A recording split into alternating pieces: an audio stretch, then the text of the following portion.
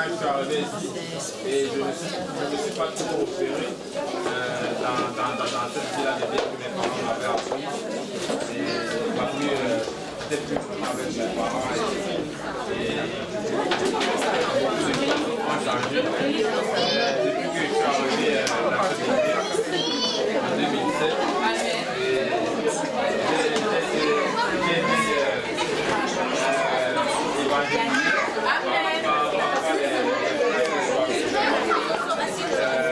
je passais à Chine et beaucoup d'autres frères à savoir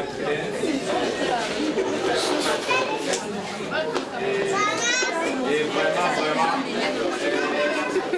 j'ai posé beaucoup de questions et je pense que vraiment de m'avoir fait des choses que je voulais rapporter parce que d'habitude,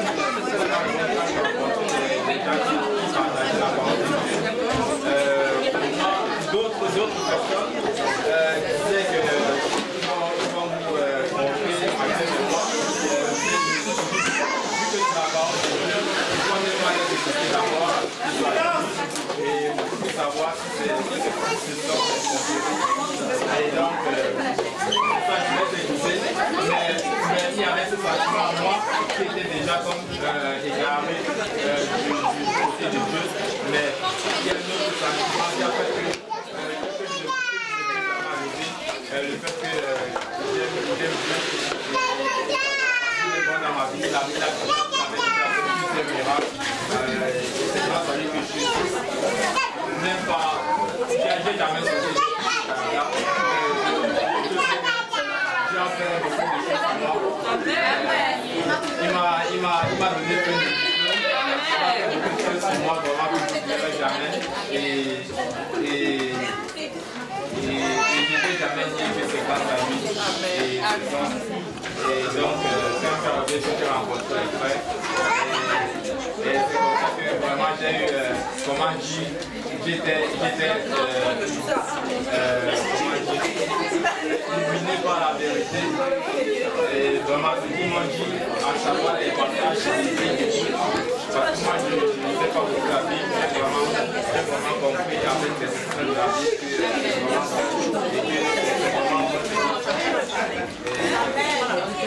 et c'est comme ça que j'ai pu arriver dans la et en fait c'est la chose que je rends le plus à Dieu de m'avoir fait famille. Je savais pas que j'ai jamais rencontré dans ma vie des personnes qui sont aussi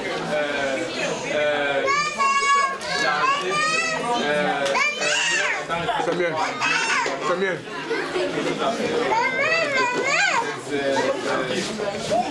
C'est ça pour moi. Je pense que c'est comme Dieu m'a conduit, comme il a fonctionné avec Abraham, il a m'a conduit vers la terre promise. Donc parce que moi, au fond de moi, j'ai toujours Dieu dans mon cœur. Et j'ai toujours Dieu dans mon cœur. Mais mon entourage ne m'a pas toujours montré cette façon de Dieu là que tout le monde connaît. Mais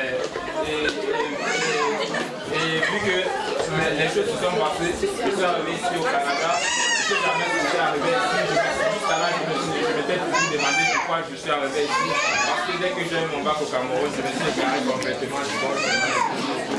Mais finalement, j'ai compris que c'est la puissance de Dieu dans ma vie qui m'a fait que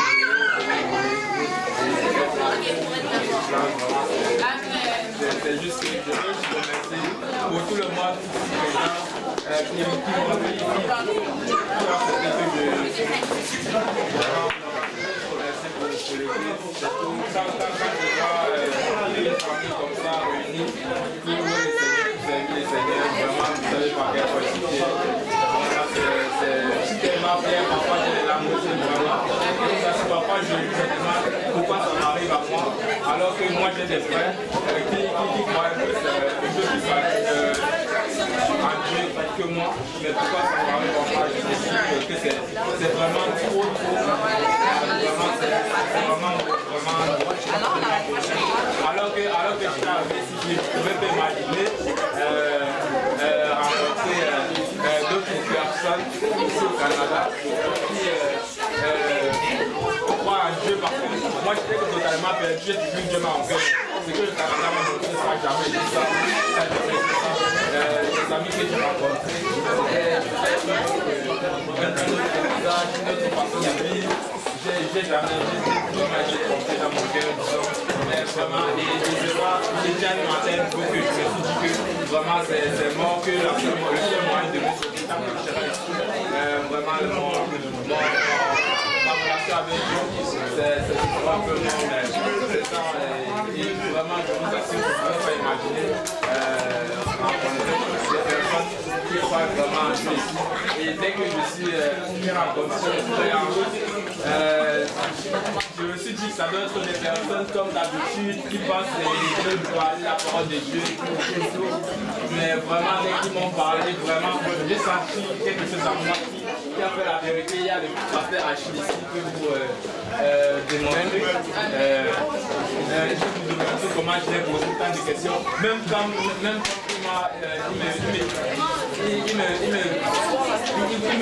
il voulait me convaincre, à chaque fois il m'a convaincu, j'étais convaincu, mais je posais encore une question pour savoir. C'est ça vraiment, et finalement.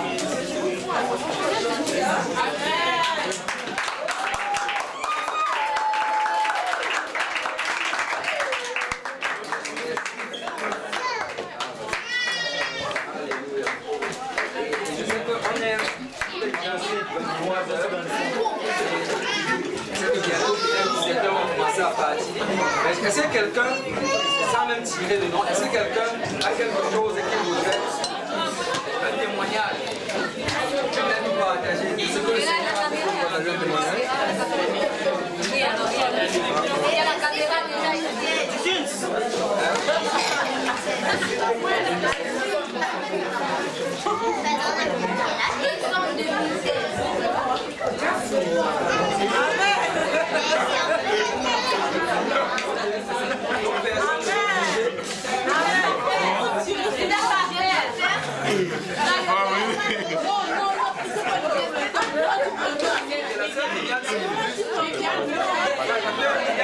Gentil, gentil.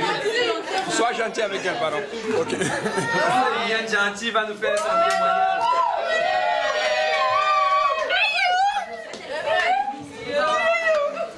Moi, je dis merci Seigneur, vraiment, parce que l'année 2017, ça a été vraiment une année que j'attendais beaucoup, parce qu'il y avait le chiffre 7, je m'attendais vraiment, il y a beaucoup de choses. Mais j'étais très surpris des événements, des choses. Mais j'ai dit merci au Seigneur parce qu'il m'a vraiment fait sortir de là forte, très forte dans plusieurs épreuves. Vraiment cette année j'ai appris à ne pas fuir la présence de Dieu. Que je tombe, j'ai vraiment appris à ne pas fuir sa présence. C'est pour ça que je lui dis merci. Et merci qu'il me garde encore dans sa maison. Et qu'il continue encore à me garder parce que je sais que les années vont passer, je vais toujours rester là au nom de Jésus. Je souhaite vraiment bonne année à vous tous. Et que le Seigneur répond vraiment à ce que vous voulez être pour lui. Vraiment qu'il vous rencontre dans ça. Vraiment le secret que je voudrais dire, c'est pas le secret, mais un conseil, c'est vraiment d'aller vers le Seigneur tel que vous êtes. N'essayez pas d'être quelque chose, juste allez comme vous êtes. Si vous êtes menteuse, si vous êtes hypocrite, allez comme ça devant lui. Parce que c'est vraiment ça qui me garde vraiment dans la maison de Dieu. C'est vraiment que chaque fois que je vais devant le Seigneur, je dis au Seigneur que j'arrive pas. Que je n'ai pas prié, que je n'ai pas lu la Bible, que je n'ai pas gêné, que quoi, peut-être je suis jalouse de quelqu'un dans la maison de Dieu. Vraiment, tel que je suis, je vais devant le Seigneur et ça me donne la force de toujours continuer d'accueillir. Parce qu'il me relève avec son amour, sa patience, sa grâce, il me relève. C'est ça que je voulais dire et je voulais dire merci à vous. Vous êtes dans la maison de Dieu parce que vous m'aidez à toujours continuer d'être là quand je vous vois, les nouveaux qui viennent me dire que vraiment Viviane, ils aiment ça me voir. Moi, à chaque fois qu'ils me disent ça, je dis mais pourquoi? Je ne fais rien. Je ne fais vraiment rien. Mais par la grâce de Dieu, j'espère vous fortifier. J'espère que vous aussi vous allez me fortifier dans beaucoup de choses. Et le Seigneur vous bénisse.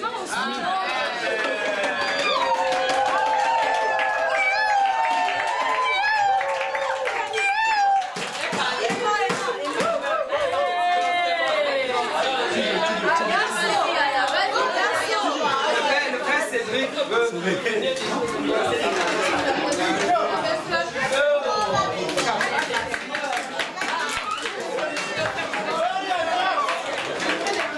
Tu vas parler en espagnol?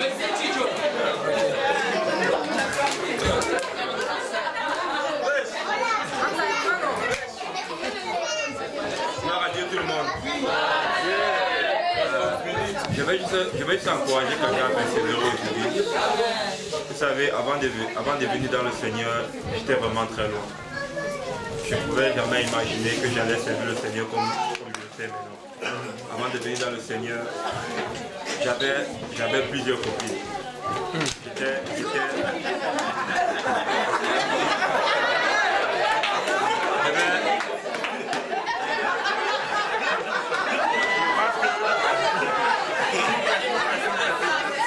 Regardez le silence, vous savez, le frère Cédric peut parler plus fort. vous savez, nous sommes à la fin des temps. Mon témoin, c'est pour encourager vraiment quelqu'un.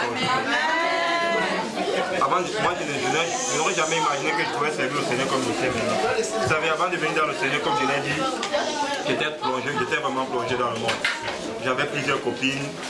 Depuis l'Angola même jusqu'à quand je retourne au Cameroun, j'étais plongé dans le monde, j'allais dans les boîtes de nuit, je buvais beaucoup de l'alcool, j'étais un idolâtre du soccer, je jouais beaucoup au football. À un moment je voulais même laisser l'école. Je ne voulais plus rien savoir de l'école parce que je voulais être un grand footballeur international.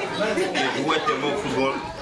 Je me rappelle, quand je suis quitté de l'Angola pour retourner au Cameroun, je me rappelle, j'avais ma tante elle était assortie de l'église catholique et moi j'étais encore à l'église catholique. On était à l'église catholique, on avait un pied dans l'église, un pied dans le monde, très engagé. J'avais ma copine ici là, mais les touristes se sortaient entre eux, les enfants de Dieu. Je me rappelle même, dans ces moments comme ça, un 24 décembre, nous on venait juste à l'église pour faire l'ambiance, mais la nuit nous sommes dans les boîtes de nuit. Mais quand ma tante m'a totalement parlé, quand elle m'a parlé, ça m'a tellement touché. Elle m'a dit, tu sais, la fornication n'est pas bien, tu dois être en règle avec Dieu. Ça m'a tellement touché que, quand elle m'a parlé comme ça m'a tellement touché que je voulais servir Dieu. La fille avec laquelle j'étais, j'ai dit, on ne peut plus continuer ensemble. On ne peut plus continuer, moi je vais servir Dieu totalement. Depuis que j'ai décidé de servir Dieu totalement, la persécution a commencé, même ma grand-mère a commencé à me persécuter, tout et tout, on ne comprenait plus rien. Mais moi j'étais décidé, je suis sorti. C'est là maintenant que j'ai commencé à grandir dans la connaissance du Seigneur. Et ma tante maintenant elle et moi nous sommes allés à l'église où elle allait. C'est là que j'ai reçu le baptême du Saint-Esprit avec les dents, je parlais en d'autres langues. Là je servais Dieu totalement, jusqu'à ce que je suis arrivé ici au Canada. Mais même jusqu'à ce que je suis arrivé ici au Canada, je continue à servir Dieu. En arrivant au Canada, je connaissais les principes de la sainteté parce que j'étais assorti de beaucoup de choses. Et là maintenant, mais en quittant, à l'église où j'allais, j'ai fait peut-être 2 ou 3 ans tout et tout. Et là, bon, subitement, les choses sont passées. Là-bas, j'ai su avec qui je devais me marier.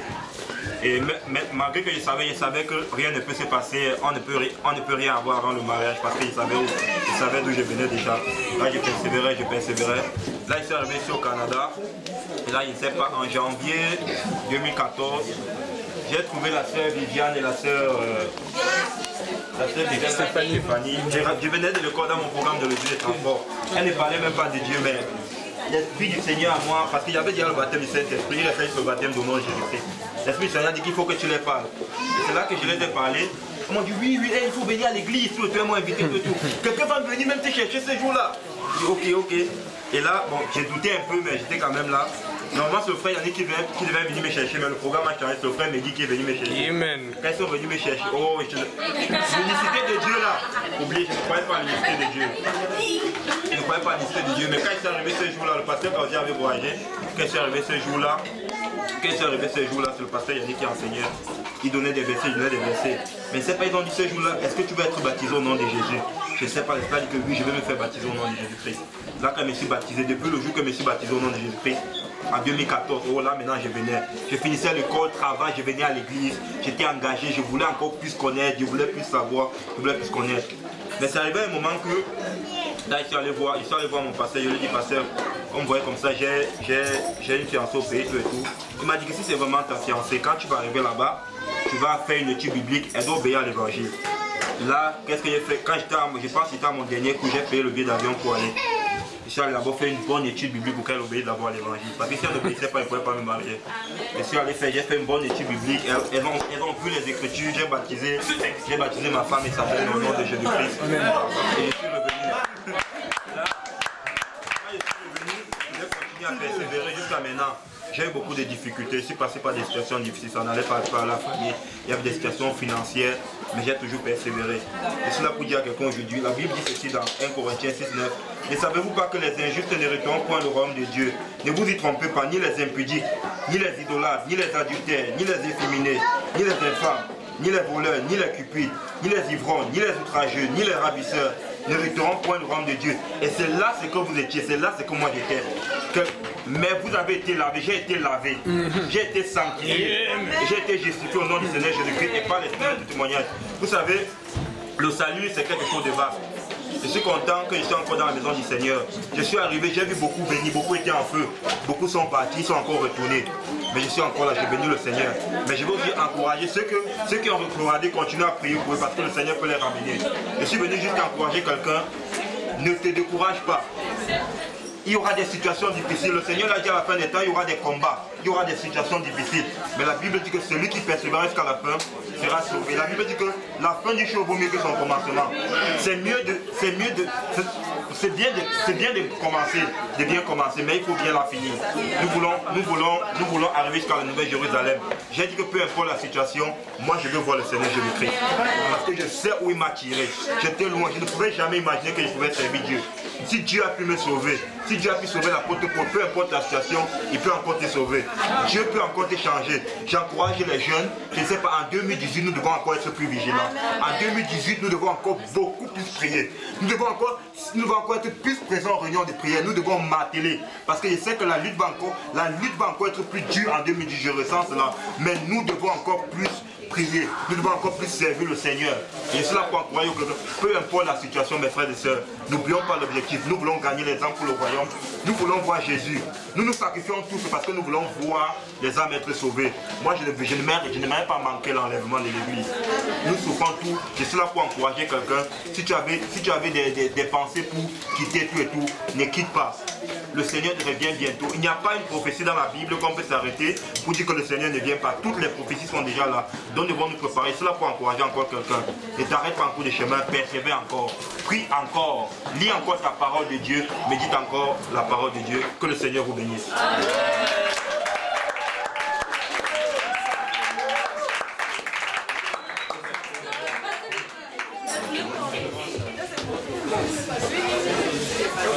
On a choisi que Solange va témoigner.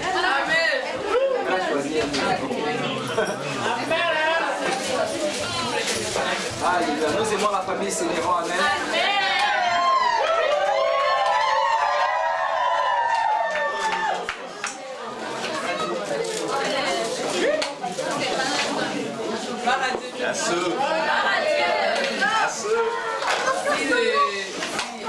Je veux juste rendre grâce à Dieu pour tout ce qu'il fait dans mon vie, la vie de ma famille et moi-même. Avant de dire ce que le Seigneur a vraiment fait dans ma vie en l'année 2017, j'aimerais vraiment juste dire un peu ce que le groupe JPENIA représente chez moi, personnellement.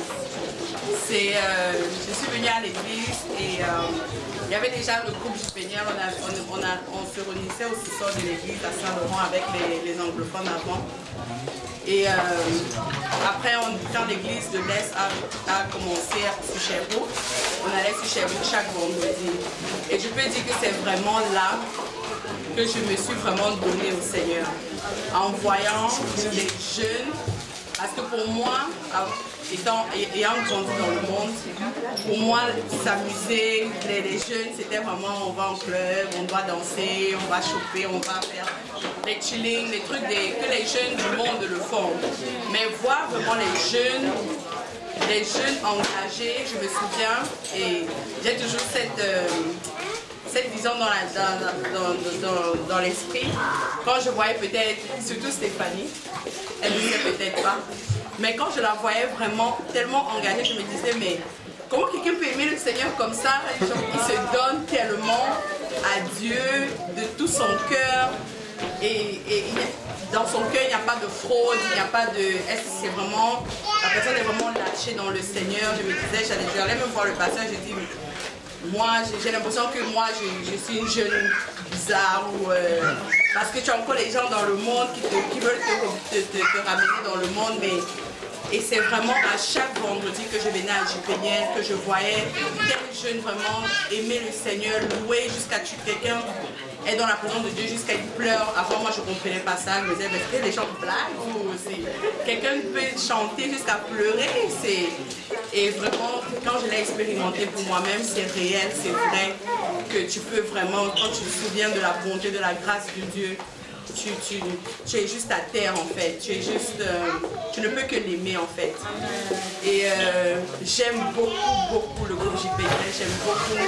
La sœur Nancy, c'est elle qui m'a ramené dans l'église, c'est elle qui m'a amené dans l'église, qui m'a prêché l'évangile. Et j'aime beaucoup son mari, ses enfants. Et c'est vraiment des gens vraiment très spéciaux dans ma vie. Et je ne manque pas de regarder les services JPNL, même si je ne suis pas là. Je sais que beaucoup ne me voient pas, mais je vous regarde en ligne. C'est juste les circonstances qui ne permettent pas que je sois là tout le temps. Mais JPNL, je ne manquais jamais. J'étais toujours à JPNL et je vous encourage, vous les jeunes, pas mariés, qui n'ont pas de soucis encore. Vraiment, je vous dis, JPNL, il faut y être. Vous allez, c'est une bénédiction, c'est vraiment une grâce. Et juste être là,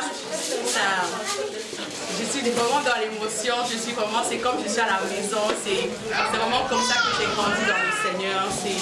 C'était tout ce qu'on avait, on venait à JPNL, après on allait chez Annick, on jouait, on rentrait à la maison, on était contents, on aimait ça, on passait du temps juste entre frères et sœurs. Et c'était vraiment beau, c'était vraiment bon Parce que si tu n'es pas dans la maison de Dieu, tu seras ailleurs, tu seras en train de faire quelque chose d'autre. Peut-être qu'il ne glorifie pas le Seigneur. Donc je veux vraiment encourager vraiment les jeunes. JPNL, le pasteur le dit et je crois qu'il ne le dit pas assez, c'est vraiment le groupe le plus chaud, c'est le groupe le plus en feu pour le Seigneur. C'est le groupe où si tu veux être transformé, tu veux être changé, tu veux être délivré, tu viens là et tu ne manques à chaque fois, même si c'est le même message qui est prêché, même si c'est juste bon, c'est juste bien, c'est de la volonté de Dieu. Et on a le meilleur pasteur des jeunes avec ses meilleures blagues. Moi j'aime beaucoup les blagues du pasteur Lionel, c'est pas pour vous. Mais j'aime beaucoup ses blagues, j'aime beaucoup quand il prêche. C'est un homme extraordinaire. Donc c'était la partie où je voulais vraiment encourager les jeunes à vraiment être à JPNL. Vraiment là, faites du temps pour être là vendredi soir. Faites du temps pour être là vendredi soir à JPNL. Et l'année 2017, la fin 2017 a été une année très très difficile pour ma famille et moi. Nous avons eu des jumeaux en octobre, le 20 octobre. Et en cette période-ci, je me souviens, j'ai passé tout le mois de décembre à l'hôpital jusqu'au mois de février. Mais mes deux fils étaient très malades. Il y a un qui, on lui donnait moins de 5% de chance de vivre. Certains l'ont vu, il était sur une machine qui... il était carrément... Il ne respirait plus, il y avait la machine qui respirait pour lui. Et en cette période, j'étais à l'hôpital, j'ai passé une Noël à l'hôpital, une nouvelle année à l'hôpital. Et je veux juste rendre grâce à Dieu parce que je suis là aujourd'hui. Merci Seigneur.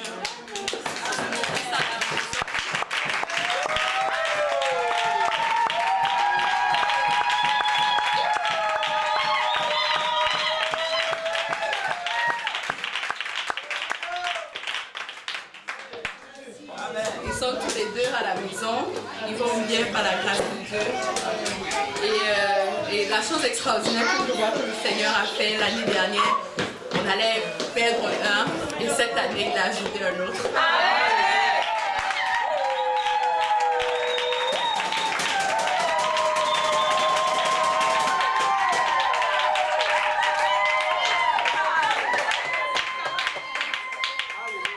Donc je rends grâce à Dieu pour ça, je rends grâce à Dieu pour vous tous qui étaient là, qui nous avons beaucoup soutenus de près, de loin, dans les prières, dans la nourriture, vraiment dans tout ce que vous avez fait. Je bénis le Seigneur pour sa maison. Vraiment, restons dans la maison de l'Éternel. Il n'y a rien d'autre. Je n'ai pas quelqu'un de ma famille qui était là. C'était vraiment juste l'église de Dieu. C'était vraiment les frères, les sœurs, les pasteurs. C'était vraiment juste tous ceux qui étaient là. C'était juste la maison de Dieu. Et c'était vraiment une épreuve très difficile. On parlait de ça avec mon mari et on regardait les photos. C'était pas facile. C'était pas facile de revoir ça. Mais le Seigneur est bon, il nous a soutenus, il nous a gardés et il va continuer de nous garder, nous tous. On va aller au ciel.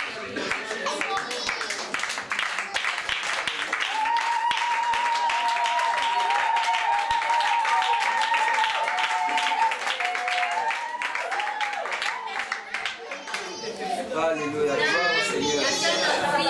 Gloire au Seigneur. Vraiment, on est vraiment.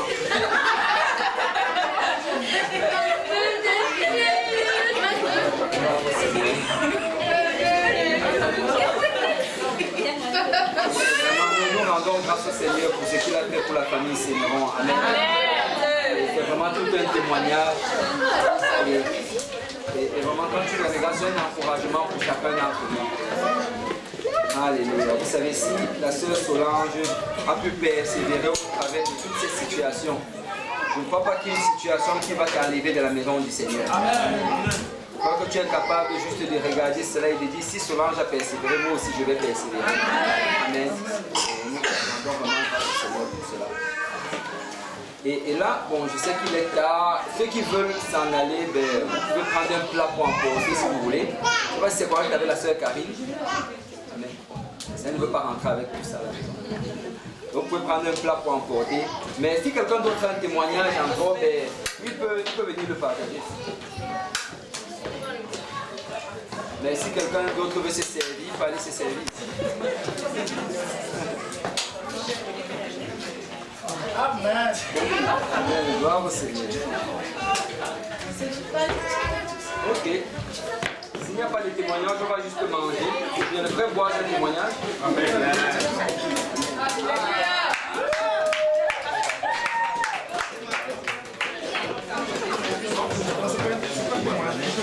Ok, le frère Bois veut donner un encouragement. C'est juste un encouragement. Je voudrais bénir le Seigneur pour l'année 2017. C'était une belle année pour nous, ma femme et mes enfants. Si on retourne 3 ans en arrière, on ne serait pas là. Je parle de moi aujourd'hui. Sûrement, je serais en train de dimanche aller à l'église et samedi soir aller en boîte de nuit. Dimanche matin aller à l'église, c'est tout. C'est la même chose. Mais le Seigneur nous a saisis et depuis qu'on est entré dans la maison du Seigneur à Saint-Laurent, on a juste voulu aller plus loin avec lui. Et en 2017, on a juste voulu écouter le Seigneur. Quand il nous disait fais ça, on le faisait. C'est pour ça que vous avez pu voir, parfois on était à l'aise, on était un peu partout, parce qu'on voulait juste obéir au Seigneur. Donc je voulais juste encourager quelqu'un ce soir. L'un des passages dans la Bible qui nous ont motivés, c'est dans Josué 24. Je vais lire juste quelques passages qui sont partis.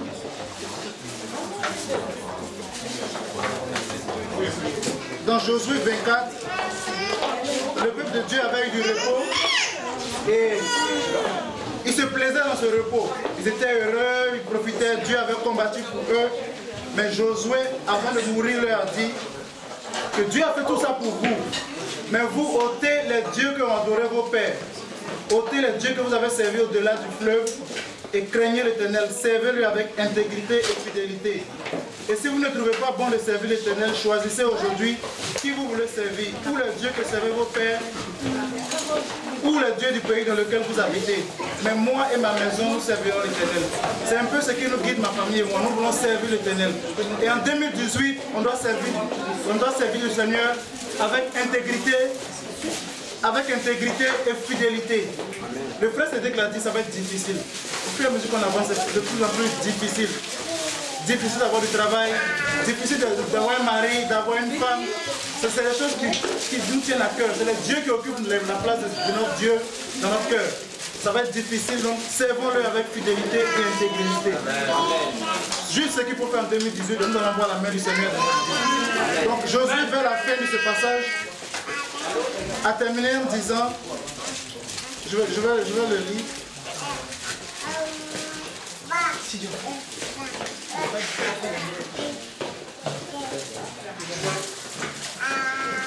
Il a dit au peuple que le Dieu qu'ils adorent est un Dieu jaloux. Il ne pardonnera point leurs transgressions et leurs péchés. Il leur fera du mal si jamais ils se détournent de lui. Pour dire que ce ne sera pas facile pour nous de servir le Seigneur. Si on veut regarder notre propre capacité, on ne va jamais y arriver. Demandons l'aide au Seigneur et servons le Seigneur. C'est juste ce que je voulais donner à quelqu'un comme encouragement pour 2018. Servons juste le Seigneur avec fidélité et intégrité.